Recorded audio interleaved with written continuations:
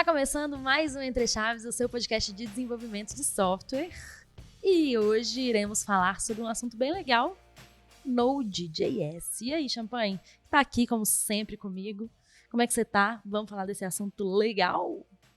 É isso aí, Fernandinha. Estou empolgado com os nossos convidados de hoje, com esse assunto que é pra gente tirar um pouco, sair um pouco da caixinha, né, e pensar em outras possibilidades de construir APIs, de construir essas ferramentas que a gente já está acostumados. Isso aí. Bora. Então, para falar sobre esse assunto, estamos aqui com algumas pessoas entendedoras do assunto. E aí, Lucão? Você tá bem? Tudo bem, tô bem. E vocês? Se apresenta aí pra gente. Meu nome é Lucas, eu atuo atualmente aqui na DTI como arquiteto. O pessoal em geral me conhece como Lucão, né? E um prazer enorme estar mais uma vez aqui com vocês. Bom demais. E Jandir também tá aqui conosco. Exatamente, mais uma vez convidado aí, um prazer inenarrável estar na presença dessas pessoas tão capacitadas. Também sou arquiteto aqui na DTI, há alguns aninhos aí que eu estou trabalhando, e uma sopa de letrinhas aí para a gente, né? Vamos falar um pouquinho sobre Node. E é isso aí, me senti lisonjeada aí. Beleza, então para começar a falar sobre esse assunto, a gente gosta, né, de sempre começar pelo início, né? Então vamos falar um pouquinho da linguagem mesmo, né, do Node, do que ele é e quais são as grandes vantagens aí de utilizar Node. E aqui a gente vai fazer um recorte, né? Vai falar um pouquinho sobre APIs, sobre functions. Então, qual que é a vantagem aí? O que é o Node? Qual a vantagem de utilizá-lo para construir, né, essas APIs e functions aí? Começar aqui então, acho que a principal vantagem, a mais óbvia, a mais ampla, é a questão de que no front a gente trabalha apenas com JavaScript. Então, se a gente conseguir utilizar a mesma linguagem que a gente usa no front no back, já é uma barreira que você remove para os desenvolvedores. Você consegue ter desenvolvedores que antes eram só front, atuando no back também. E isso, obviamente, desmembra em inúmeras outras vantagens, tais como se você quiser ter seu front e seu back no mesmo repositório, usando monorepo, por exemplo, você consegue compartilhar muita coisa entre os dois. Você consegue declarar suas entidades, todos aqueles arquivos que vão ser utilizados nos dois uma vez só, sem precisar ficar duplicando eles. Então, você trocou no lugar, automaticamente já trocou no outro. Fazer esse mapeamento de TTOs, de entidade, independente de como que você vai comunicar para frente e para trás entre esses dois. Obviamente, como a linguagem é a mesma, você consegue reutilizar o mesmo desenvolvedor. Isso também traz outras vantagens no sentido de paradigmas. Você não precisa aprender um novo, você não precisa aprender uma nova arquitetura, uma nova estrutura. Você pode só compartilhar muito do que já é feito. Se você está usando um clean code no seu front, é muito fácil trazer isso para o back-end, dependente da linguagem, mas se for a mesma linguagem, aí fica trivial. É só você aplicar exatamente os mesmos conceitos. Claro, tem diferença sempre, né? Que o front é um universo por si só, mas tem muita coisa que consegue eliminar muito atrito entre um e outro. Acho que para completar aí, falando pouquinho mais do mesmo, mas assim, o front-end, ele só consegue entender, né? O browser só entende HTML, CSS e JavaScript. Então, se a gente continuar o back-end com JavaScript, a gente facilita essa curva de aprendizado. Outra coisa que eu gosto muito de quando você está trabalhando com JavaScript é a comunidade. Então, tipo, a gente está dentro de um ecossistema de pacotes, então o problema que você está tendo, alguém já resolveu. E pode ter implementado um pacote. Então, assim, eu acho que o NPM é uma coisa sensacional dentro do desenvolvimento em JavaScript. E aí tem um pontinho que eu sempre gosto de colocar atenção, que, tipo, quando você está mexendo com JavaScript, tem que tomar bastante cuidado por não ser tipado. Então, assim, tem que ter uma maturidade na hora que você está fazendo um back-end em JavaScript. É exatamente o que eu ia perguntar, que eu tinha anotado aqui no meu caderninho, que geralmente a gente trabalha, né, em linguagens de back-end que são fortemente tipadas e que às vezes facilitam da gente construir, né, aplicações maiores, mais robustas assim. Isso é algo que eu vejo que nos ajuda, né? Com JavaScript isso não se torna uma dificuldade? Existe alguma ferramenta que vocês usam para amenizar isso? Alguma estratégia mesmo que vocês usam para que isso não seja um problema? Pô, eu acho que tem muita gente que vai querer me matar por falar isso, mas eu acho que é inviável em 2023 não estar usando TypeScript. Uhum. Então, a utilização do TypeScript é primordial nessa história, ainda mais você vai construir tanto um front quanto um back muito complexos, o TypeScript vai resolver metade dos seus problemas em tempo de desenvolvimento. Então, já parte a partir daí. Se estiver fazendo no JavaScript purão mesmo, é aquele tiro no escuro, né? Você torce para dar certo na hora que sua aplicação for buildar e principalmente executar, né? Aí tem o TypeScript como principal, aí vai ter outros, uns linters, vai ter várias outras coisas que você pode usar ali, mas o TypeScript, em geral, já é uma ferramenta muito poderosa e está ficando cada vez mais. Tem crescido muito, a gente está indo muito em breve para o TypeScript 5, e esse é um outro ponto que eu sempre comento nos times que a gente tenta fazer alguma coisa em Node, que o pessoal adora .NET, né? E o TypeScript, sendo da Microsoft também, a sintaxe é muito parecida. Então, é um outro facilitador, principalmente dos desenvolvedores .NET, que não .NET, no caso C# e tal, né? Que querem entrar para o mundo do Node. Se você for usar TypeScript, a sintaxe é bem parecida mesmo. Ainda nesse ponto, né, da facilidade, eu queria até trazer para ver a percepção suas, assim, porque nesse momento, né, do mercado que a gente está, de talvez andar um pouco mais na direção da generalização, né, dos profissionais, porque assim, né, só contextualizando, a gente passou por um momento muito grande de bolha na TI, né, que muita gente se especializou muito. Né, agora eu só mexo com React, eu só sou front-end, só sou React, eu sou só front-end, só sou Angular, não, eu só mexo com back, e eu tenho o sentimento de que a gente está indo agora, né, nesse momento de estabilidade do mercado, que a gente está indo voltando um pouco na direção oposta, de realmente termos profissionais mais generalistas e que realmente sabem programar front, sabem programar back. Vocês acham que o Node ele pode ajudar nisso? Vocês não concordam com isso que eu falei? Vocês acham que o Node, enfim, pode ajudar nessa parte mesmo de sermos mais generalistas? Acredito que sim. Aí na introdução do Lucão, realmente ele falou, por a gente utilizar a mesma linguagem, então você já sabendo uma linguagem só, você já chega sendo um full stack, você já consegue fazer um back-end e um front-end utilizando o Node.js. Acho que facilita bastante assim para os desenvolvedores poderem aprender mais coisas assim. E além do mais, o TypeScript se aproxima do .NET, você pode ir fazendo esses links entre diferentes tecnologias.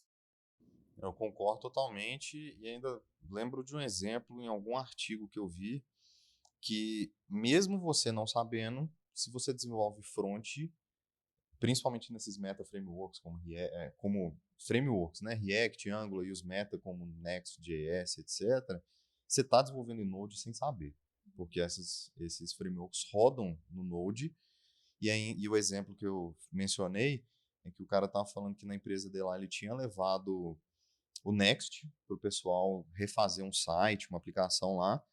E o Next agora tem as funcionalidades serverless functions, né? Que você só criar uma rotinha de API lá no seu front mesmo, ele já vai, na hora que ele fazer o deploy disso, ele já vai transformar aquilo numa serverless function. E o pessoal estava desenvolvendo o back-end sem saber. Na cabeça deles, aquilo era front porque estava no repositório do front, mas estava desenvolvendo em back sem saber. Então, com certeza, facilita demais essa conversão de front para back, principalmente os desenvolvedores que focam muito só no lado da história e, querendo ou não, a gente sempre vai ser melhor em algo. Mas quanto mais a gente souber, mesmo sem entrar em detalhes, melhores desenvolvedores a gente vai ser. Né? Com certeza, né? Eu sempre fui do time do Full Stack, né? Assim, a gente até tem um episódio aqui no Entre Chaves, até mais antigo, assim, falando sobre Full Stacks versus especialistas. Eu sempre fui do time de Full Stack, assim, então eu realmente acredito bem nessa abordagem e legal, o Node pode nos possibilitar, né? Como vocês falaram, essa fluidez entre front e back, né? E aí eu tenho uma outra pergunta também relacionada a isso, que você mencionou da resistência dos times, que eu acho que isso deve acontecer pra caramba, assim, né? Dos times, não, eu só sei C#, gente, não quero. Ou, não, eu gosto tanto de Java, né? Eu sou fanboy do Java, então eu não quero Node. E mais assim, né, além dos times, eu acredito que os clientes também, né? As grandes empresas também, não, peraí, meu ecossistema é todo aqui, apesar de que você falou, né, da Microsoft e tudo mais, mas enfim, meu ecossistema é todo aqui em Java, como é que eu vou criar uma API em Node? Não faz sentido. E aí, o que vocês acham, assim, em relação a esse tema da resistência dos times e dos clientes? Assim, tem até um exemplo que estou trabalhando durante esses últimos meses. A gente veio com uma necessidade de gerar um PDF. Um PDF era bem complexo até e pesado em poucos segundos, na tela mesmo o usuário poder já baixar. Aí a gente fez um estudo de caso, quais possibilidades, quais frameworks, quais ferramentas a gente poderia utilizar, e surgiu a oportunidade de usar Node.js. O sistema que eu trabalho hoje, ele é todo em Java, a parte de back-end, 100% em Java, e eu apresentei a possibilidade. Eu falei, olha, gente, a gente tem a possibilidade de criar uma function em Node.js, ela vai ser serverless, ela vai conseguir escalar bem, então, assim, todas as vantagens de trabalhar com function a gente vai ter. Além disso, a gente tem as possibilidades dos pacotes, né? Então, a gente está utilizando um pacote que é usado tanto para automação de testes em Node, que é o Puppeteer, quanto para gerar um PDF. Então, assim, foi um ganha-ganha. No início, as pessoas tiveram um pouco de resistência, então eu fiz uma POC, mostrei que em poucos segundos o código já conseguia gerar um PDF. Então, assim, foi uma experiência bem gratificante. E, assim, eu tinha pouca experiência com Node, então tudo foi a literatura toda, assim, foi bem fácil de achar dentro da literatura o que eu precisava fazer. E, assim, eu já desenvolvi front-end, então foi bem tranquilo de fazer essa migração. E uma coisa que você mencionou, só voltando no assunto anterior, é que a documentação do Node além dela ser muito madura, porque já tem muitos anos, desde 2009, né, que vem sido construída, é muito fácil de permear ali, tá? É muito fácil de encontrar o que você está precisando. E o JavaScript não precisa nem dizer, né? O Jandir mencionou a comunidade é absurda, então é muito fácil de você entrar nesse mundo se você quiser.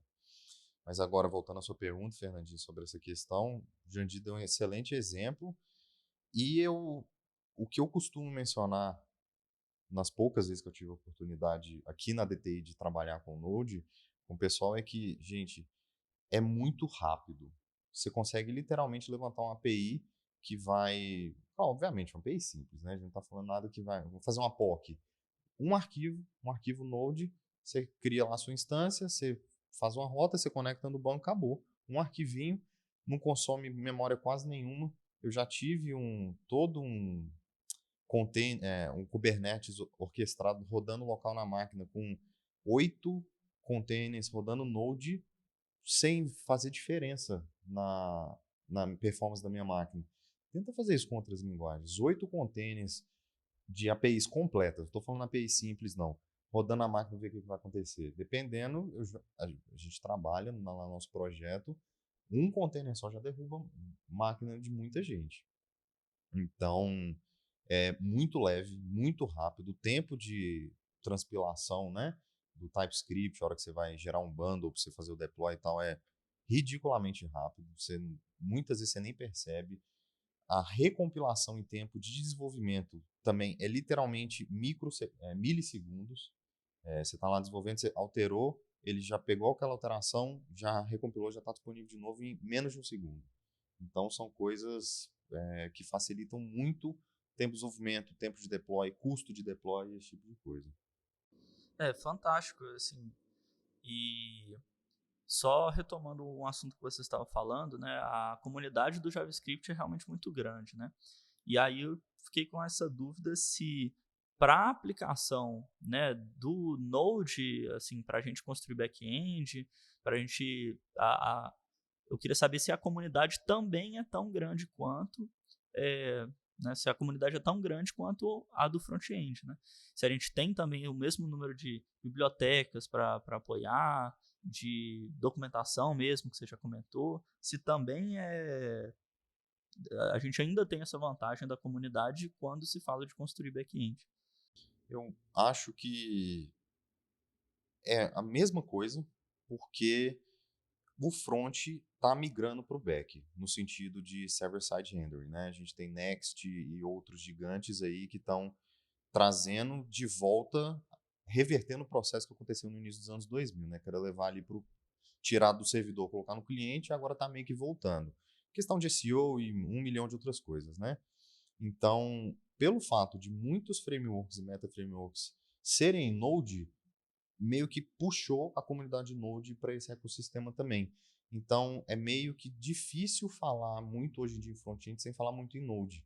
Você tem a parte server-side, você tem todas as serverless functions, tem toda essa parte, então acaba sendo ampliando uma comunidade. Obviamente, eles têm essa interseção ali no meio, de onde os dois encontram, mas muita gente desenvolvendo na parte do front, utilizando essas ferramentas que são em Node, fazem parte também da comunidade de Node mais focada para back-end.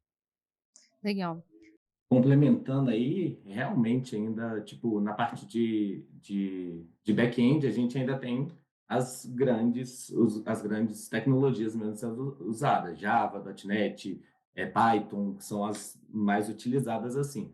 Só que existe essa tendência. Eu acredito que a tendência de crescimento do Node.js vem muito com, tipo, as possibilidades que eles trazem. Então, tipo,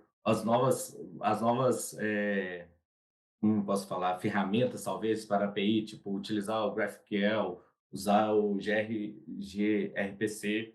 Então acho que tipo a gente tem essas possibilidades que são facilitadas usando o Node.js. Então acho que tipo tem um caminho a ser seguido aí. Uhum. Legal, só retomando, né? O negócio da resistência, que você deu um exemplo, Jandira, eu só queria complementar o seu exemplo, né? De que você falou, você nos contou um exemplo de sucesso, né? Que você conseguiu convencer um cliente a utilizar Node, fazendo uma POC, mostrando os benefícios. Mas eu estava em contato com um time que eles têm eles têm functions em Java e eles estavam com uma super dificuldade, né? Assim, acho que você inclusive conversou com a gente lá, mas assim, foi justamente porque o ecossistema era todo em Java, o conhecimento do time de sustentação era Java, e aí o cliente falou assim, não, aqui a gente vai fazer uma function em Java. E aí a gente teve 1000 problemas de performance, de escalabilidade, a CPU ficava lá em cima, a gente precisava escalar, né, usar estratégias de escalabilidade, porque justamente foi escolhida uma linguagem ali que não performava bem para o problema de negócio que estava sendo resolvido, né? Eu assim, tá colocando um zagueiro para fazer gol, assim, porque tipo a ideia da function é tão bem estruturada assim, de ser simples, de ser leve, de conseguir performar rápido, de ser serverless.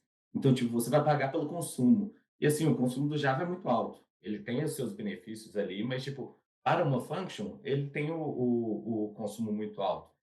Então, assim, quando você usa por exemplo, dando o exemplo aí da function em Node.js que a gente fez.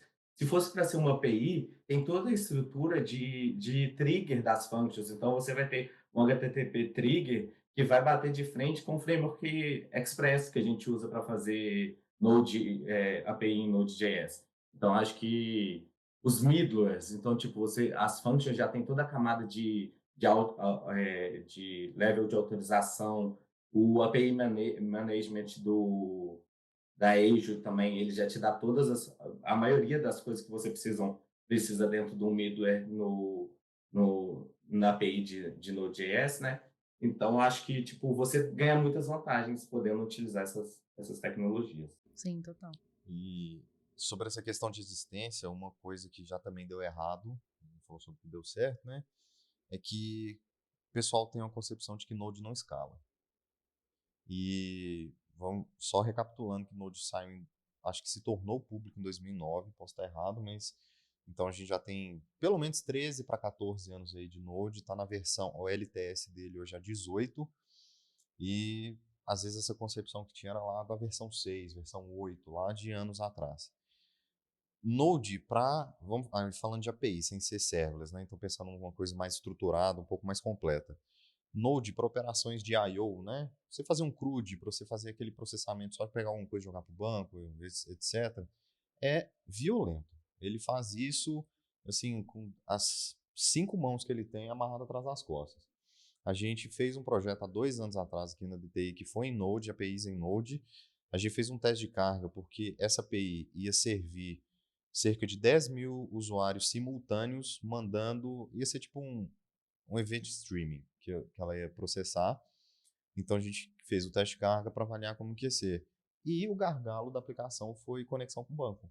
A aplicação não sofreu, não precisou nem escalar, a gente deixou o autoscaling habilitado só para ter uma comparação. O autoscaling na GCP ele foi para 15 instâncias, quando a gente estava com 50 mil usuários simultâneos mandando cerca de um evento por segundo, foi para 15 instâncias. A gente desabilitou o autoscaling, obviamente, a memória foi no talo, o CPU foi no talo, só que ainda assim processou tudo, teve um ou outro erro ali, e a conexão com o banco, que foi onde agarrou tudo.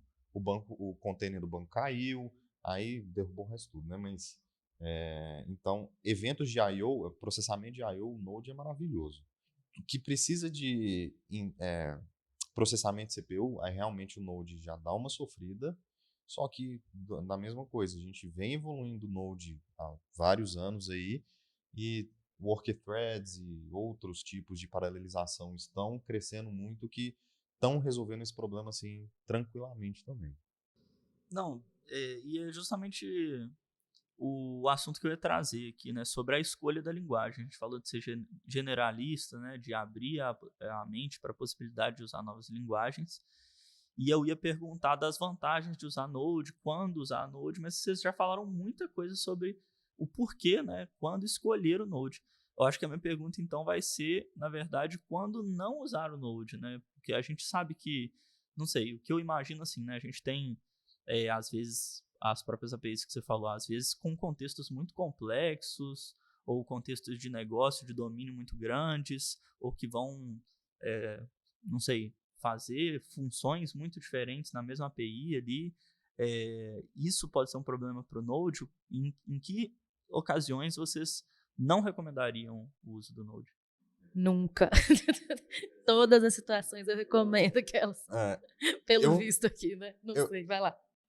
Desconsiderando a parte do conhecimento do time, Sim, tal, que a gente já falou, que é sempre muito importante, né? Considerar o que o seu time conhece ali, mesmo que a curva de aprendizado do Node seja baixa, né? Uhum. Mas falando da linguagem em si, quando ela não deveria ser utilizada? Essa é uma pergunta bem capciosa, porque é aquela história, não existe bala de prata, então a gente não tem qual que é a melhor linguagem, qual que é o melhor runtime, não existe uma resposta para isso, tudo é caso a caso. Na minha experiência, eu diria que se a gente precisa de processamento de CPU e seu tempo de desenvolvimento não é muito grande, ou seja, você tem que entregar o mais rápido possível, aí eu não recomendaria Node, porque igual eu mencionei, a parte das worker threads ainda não está completamente maduro, ainda há dificuldades e atritos para você entrar nisso, não é tão fácil, eu acho que tem muito que melhorar ainda. E no caso, por exemplo, .NET Core, nesse sentido, voa. Tem benchmarks aí mostrando números violentos que o .NET Core tem alcançado. Então, esse é um caso que eu não recomendaria Node. Outro caso que eu não recomendaria Node é, bicho, você tem problema de cabeça? Por que não, entendeu? Vamos usar Node. Não, obviamente brincadeira, mas assim, pensar em outros casos, aí já fica um pouco mais complicado, porque esse realmente já foi o calcanhar de Aquiles, não é mais, mas é o ponto onde o Node ainda tem muito a melhorar, que é CPU Intensive Application. Se você for fazer um processamento em paralelo, se for fazer algo assíncrono no Node hoje, você tem dificuldade para fazer isso? Ou não? Assíncrono não. O Node é assíncrono por natureza, só que ele é single-threaded. Aí ele muda, ele consegue superar muito disso por causa do Event Loop, que é uma abordagem concebida no Node, onde é basicamente simplificando completamente uma fila, onde cada microtask que você tem na aplicação vai para esse event pool, ele é executado, a hora que ele responder, a sua thread volta lá e pega ele e continua, na hora que chegar na vez dele.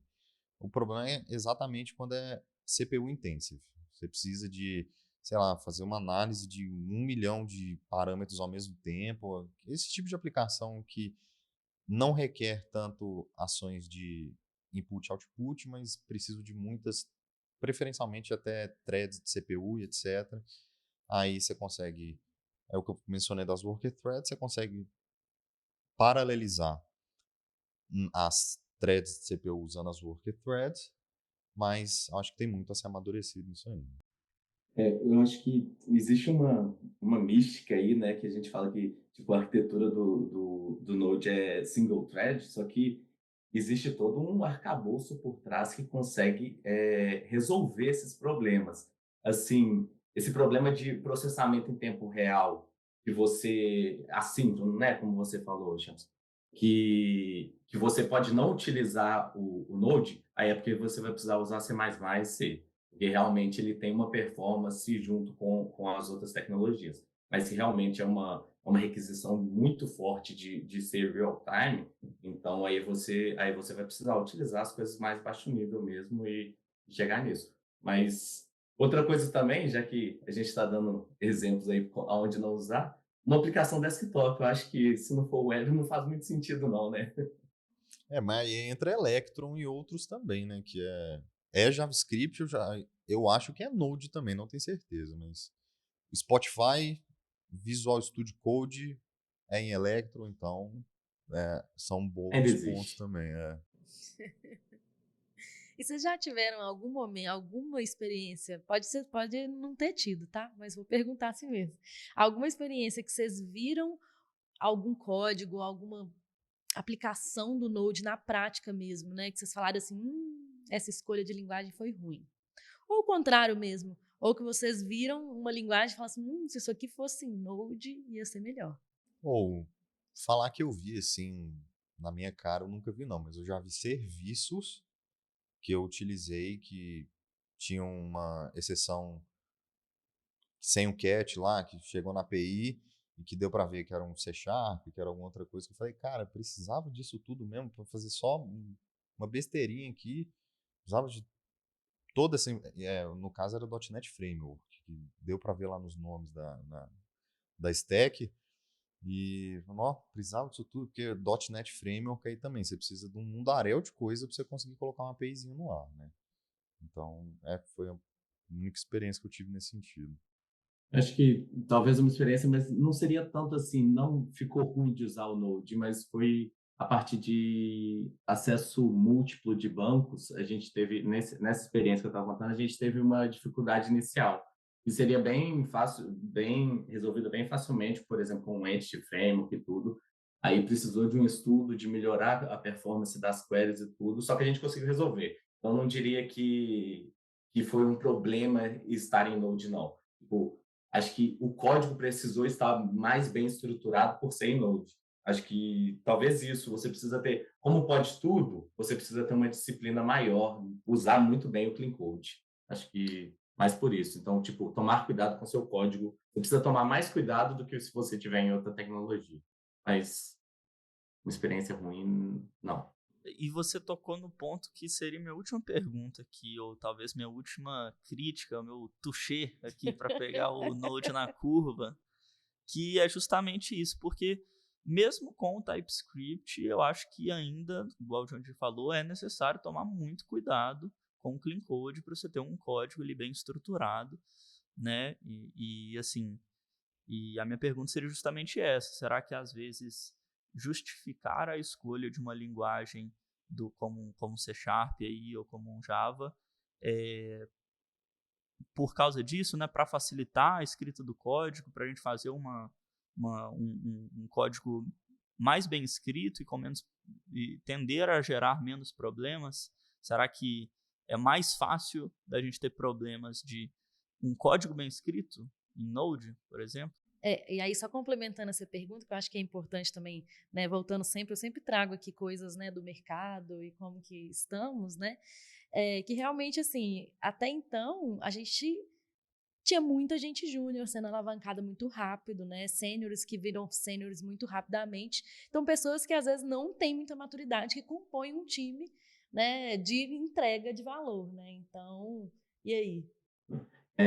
Eu acredito que, assim, você precisa aplicar uma arquitetura, você precisa definir um padrão que você vai seguir, tanto se você estiver usando para front-end ou para back-end, você precisa definir a sua arquitetura e seguir ela manter o código limpo e tudo. Quando eu falei que, tipo, ele pode tudo, é porque realmente é mais fácil, assim, você está acostumado a usar o JavaScript de uma forma mais aberta, assim, né? Ou o TypeScript, mais aberta dentro do front-end. Só que na hora que você está fazendo falando de uma aplicação back-end, você vai ter que tomar muito cuidado com como você vai chamar, aonde você vai colocar cada função. Então, realmente, práticas de Clean Code e Clean Architecture. Então, tipo, definida a arquitetura e seguindo ela corretamente, pode ser o que for, hexagonal, camada, o que você precisar, você vai conseguir seguir e ter um código bom. Eu concordo com tudo isso e complemento com que realmente em qualquer linguagem você consegue escrever código feio. Só que tem linguagem que é mais fácil de você escrever código feio. JavaScript é a pioneira, é a rainha de todas, porque é ridiculamente fácil escrever um código muito feio. Então, realmente, você E precisa... funcionar, né? Exato. E Exatamente. Isso é o mais ainda assim dá impressionante. certo, né? Então, mesmo utilizando TypeScript, você consegue... Eu já vi lugar usando TypeScript que todo mundo metia N em tudo. Ou seja, você não está usando TypeScript, você está usando... Tipada, ela é tipada. Exatamente. Então, Tipada em N. o Node, JavaScript em geral, é muito fácil você perder o controle ali das coisas. Então, realmente tem que ter uma atenção melhor, um cuidado melhor para isso não acontecer. Então, se por algum motivo, pensando numa coisa completamente hipotética ali, você está liderando um time, você tem que definir a tecnologia e você não confia no seu time, Node vai te dar mais espaço para o time fazer caca no código. Outras linguagens, .NET, runtimes, frameworks, conseguem frear um pouco isso. Obviamente, você vai precisar. O código por si só não vai ficar bonito sozinho, mas vai ser mais fácil de conseguir isso, com certeza. É aquela coisa, né? Um time júnior, assim, né? Quando a gente cria mais restrição para eles, querendo ou não, eles acabam conseguindo seguir um caminho de uma forma mais fluida, né? Quando você tira as restrições, que é o caso aí, né? Ainda mais se não usar TypeScript, aí realmente tirou todas as restrições, a chance de produzir um negócio ruim é maior mesmo, né? Tá aí, acho que a gente teve o manual do Node hoje, né? É. Vantagens e desvantagens, quando usar, quando não usar. Só uma coisa que eu queria mencionar é sobre, falando de Clean Code, uma coisa que vem muito forte, injeção de dependência, né? Uhum. E sob o ponto de vista poético da coisa, que é... Eu esqueci o certinho lá no Solid, mas a sua camada não deve ser responsável por saber a implementação da sua outra camada, ela deve só atender a um contrato, então por isso você inverte dependência. Esse é o ponto de vista poético. Mas na prática, a gente faz inversão de dependência para fazer teste unitário. Né? Tipo assim, não tem muita outra funcionalidade você fazer inversão de dependência para outra coisa. Então, para fazer teste unitário. No JavaScript como um todo, mas no Node, que é muito mais fácil separar suas camadas, você não precisa nem de injeção de dependência. E eu sei que vai muita gente falar assim, meu Deus, não acredito que está falando isso. Mas na moral, você não precisa de injeção de dependência, dado a abordagem modular que o JavaScript segue. Então, se você fez lá vamos fazer 3 camadas, né? Controller, seu caso de uso e seu repositório para acessar dados. Você vai testar ali seu caso de uso. Ele está importando o seu repositório, na hora de você fazer o teste, você só fala para ele, vem, em vez de você importar aquele, você importa esse. Você não precisa adicionar toda a gordura que... Gordura não no mau sentido, tá? Mas todo o boilerplate de injeção de dependência só para atender a requisição de teste unitário, entendeu? Então isso é uma outra vantagem enorme. Na hora de você fazer o teste lá, você moca, o seu módulo acabou. Você não precisa de todo aquele rolê para fazer injeção de dependência sequer funcionar, não precisa nem existir. Legal isso, né? Porque isso acaba simplificando também o Com código e certeza. aí até o ponto que a gente trouxe anteriormente, né? Da maturidade dos times, de ter que ter muita maturidade. Às vezes eu vejo que esse requisito da injeção de dependência, quando você trata com times muito júniores, é uma dificuldade de entender, assim, nossa, mas como que é isso que funciona com uma interface, não sei o quê. E às vezes, né, abstrair isso aí pode trazer também facilidade, né? Contradizendo o nosso ponto anterior, né? Bom, galera, o papo foi ótimo, assim, a gente falou muito sobre muitas vantagens aí de utilizar Node, tanto em APIs quanto em Function. A gente falou sobre escalabilidade, sobre performance, sobre a própria facilidade, né, da implementação, sobre a comunidade também, né, a fluidez entre front, entre back. Falamos sobre algumas desvantagens, sobre maturidade do time, né, falamos sobre consumo aí de CPU, né, que às vezes não... dependendo do seu requisito ali em relação à CPU, o Node talvez não seja uma boa opção. Mas, enfim, passamos por muita coisa relacionada ao Node e eu acho que a galera conseguiu aí pegar muito da experiência de vocês sobre esse tópico. Então, valeu todo mundo, valeu por vocês terem topado, valeu quem nos ouviu até aqui e até a próxima. Tchau, tchau. Valeu, galera. Valeu, pessoal. Valeu, gente.